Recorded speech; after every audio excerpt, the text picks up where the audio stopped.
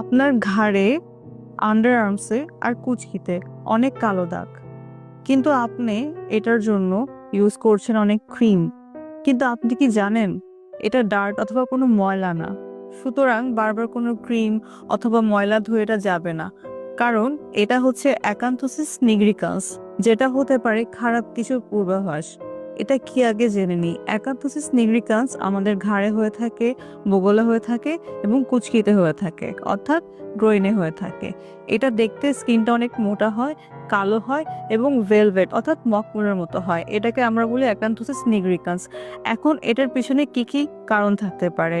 Diabetes একটা reason থাকতে পারে। যাদের এটা থাকে তাদের ডায়াবেটিস ডেভেলপ করার টেন্ডেন্সি থাকে ফিউচারে। দ্বিতীয়ত ব্লাড সুগারটা কন্ট্রোলে না থাকলে।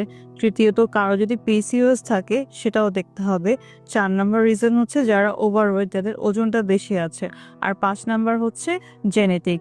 সো আমরা কি করব? আমরা প্রথমত এটার ভিতরের কারণটা যাচাই করব। আপনার ব্লাড সুগার আছে কিনা, আপনার পিসিওএস আছে কিনা, এই জিনিসগুলো যাচাই করবেন।